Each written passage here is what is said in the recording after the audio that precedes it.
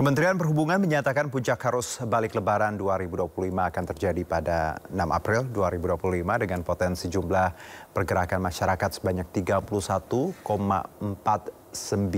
juta orang.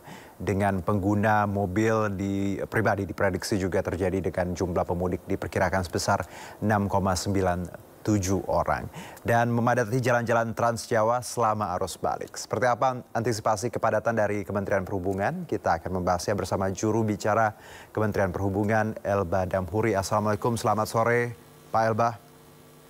Selamat sore Mas Juno, ya. Waalaikumsalam warahmatullahi wabarakatuh, salam sehat. Ya, salam sehat. Terima kasih sudah bergabung bersama kami Pak. Kita dengar bahwa ini prediksi 5 hingga 7 April arus balik ini Pak. Apa saja antisipasi kepadatan lalu lintas dari pemerintah di lapangan Pak?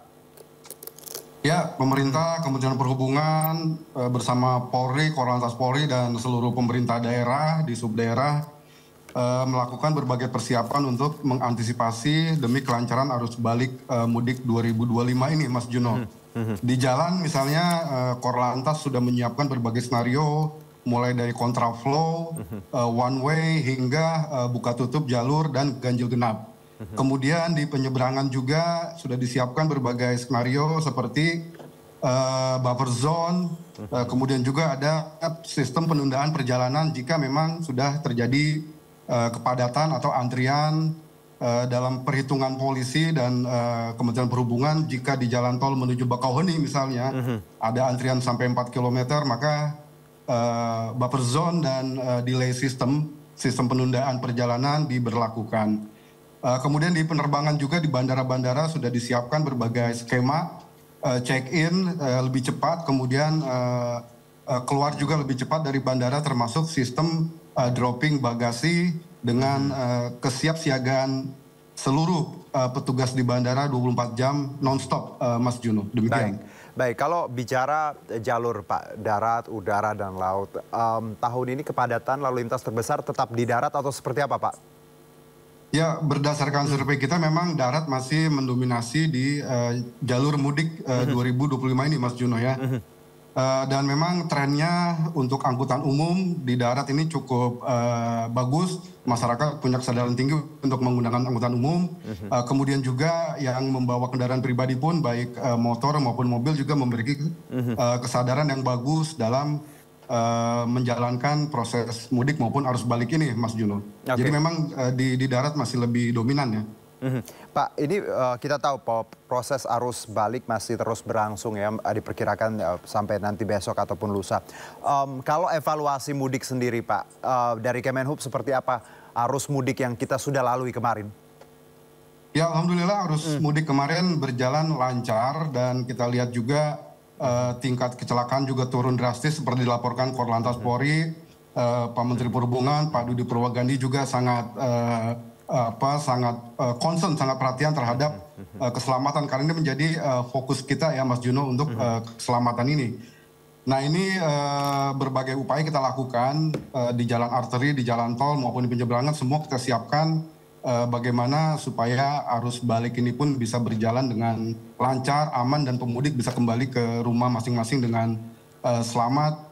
Dan apalagi juga Mas Juno berbagai moda transportasi ini kan puncak arus mudiknya ada yang berbeda-beda. Nah ini juga menjadi concern kita juga di Kementerian Perhubungan maupun dengan kepolisian dan pemerintah daerah Mas Juno. Oke, kalau kita bicara one way nasional Pak, ini kita coba simak bagaimana pernyataan Kapolri Jenderal Listio Sigit Prabowo soal one way nasional berikut ini. Besok rencana kita akan melaksanakan one way nasional sambil kita terus mengikuti traffic counting sebagai acuan kita untuk melaksanakan kebijakan-kebijakan baik one way lokal maupun one way nasional. Satu hal yang tentunya saya selalu pesan kepada masyarakat, hati-hati di jalan sehingga kita bisa menekan dan mengurangi angka laka lantas, apalagi masyarakat yang balik tentunya sudah menjalankan aktivitas mulai dari mudik, kemudian ketemu dengan keluarga besar, dan saat ini akan melaksanakan kembali. Ya, kita pesan bahwa pada saat mengalami kecapean, kita sarankan untuk segera istirahat, baik di rest area terdekat dan jangan dipaksakan. Namun demikian kita tetap akan menyiapkan berbagai macam pelayanan dan juga rekayasa yang sudah kita siapkan baik di arteri maupun di jalan tol, sehingga harapan kita di puncak arus balik nanti semuanya bisa terkelola dengan baik. Mungkin itu yang bisa kami sampaikan. Baik, Pak Elba, kalau kita tadi lihat simak pernyataan Kapolri bahwa besok akan diberlakukan one way nasional. Untuk mungkin yang masih belum tahu Pak, besok skemanya akan seperti apa dan titik-titik seperti apa Pak yang akan diberlakukan one way nasional ini Pak? Ya, ini memang besok kan puncak arus mudik untuk di Jalan Trans Jawa ya, Mas Juno, dan one way ini nanti dari Kali Kangkung dari kilometer 414 Cipali sampai ke Cikatama itu diberlakukan one way nasional. Dan kemudian dari KM 70 ke KM 40-an nanti akan diberlakukan juga kontraflow. Dan jika memang masih sangat padat, polisi kita lihat juga akan melakukan kontraflow sampai ke kilometer 36. Nah, ini memang upaya bagaimana kita memperlancar arus lalu lintas di arus balik ini supaya masyarakat tetap bisa berjalan mengendari kendaraan dengan aman dan selamat, Mas Juno. Oke, nah kalau memang besok Pak di 6, apakah memang prediksi kita di 6 ini adalah puncak atau bisa jadi 6-nya bergeser di Senin atau malam ini atau seperti apa Pak sebenarnya? Ya, ini sebenarnya dinamis ya, tapi sejauh ini dari perkiraan kepolisian dari Korlantas memang untuk jalur darat ini tanggal 6 menjadi puncak arus mudik. Kita juga tahu bahwa Kementerian Pan-RB juga sudah mengeluarkan surat edaran bahwa kerja fleksibel itu diperpanjang sampai hari Selasa ya, 8 April. Ya. Dan ini juga akan membantu pemerataan arus balik dari masyarakat yang lebih ingin diundur baliknya. Tetapi tetap dari hitungan kita memang sejauh ini untuk jalan darat tanggal 6 ini menjadi puncak arus mudik.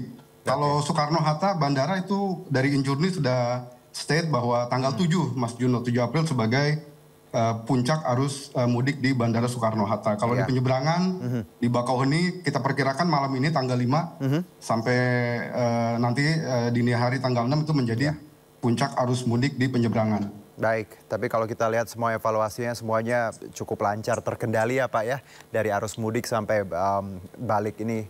Dan terima kasih untuk Kementerian Perhubungan dan juga pihak-pihak yang sudah bekerja keras di lapangan. Sekali lagi terima kasih Pak Elba, selamat beraktivitas kembali. Terima kasih Mas Juno, Ya. Assalamualaikum warahmatullahi wabarakatuh. Waalaikumsalam warahmatullahi wabarakatuh. Ya, pemirsa, Kapolri Jenderal Listio Sigit Prabowo meninjau pengamanan arus balik mudik Lebaran 2025 di rest area kilometer 456 Salatiga, Jawa Tengah. Kapolri meninjau posko dan fasilitas layanan istirahat bagi pemudik di rest area kilometer 456. Kehadiran Kapolri rupanya mengejutkan para pengunjung dan pedagang di rest area. Turut mendampingi Kapolri yakni Kakor Irjen Agus Suryo Nugroho, Gubernur Jawa Tengah Ahmad Lutfi dan Kapolda Jateng Irjen Ribut Hari Wibowo. Tak lupa Kapolri memberikan bingkisan kepada petugas gabungan TNI Polri, Jasa Marga, Security hingga petugas kebersihan rest area. Diprediksi arus balik Lebaran mulai mencapai puncaknya yang ditandai dengan lonjakan volume kendaraan di tol Trans Jawa hingga 40% dari prediksi 2,2 juta kendaraan yang mengarah ke Jakarta.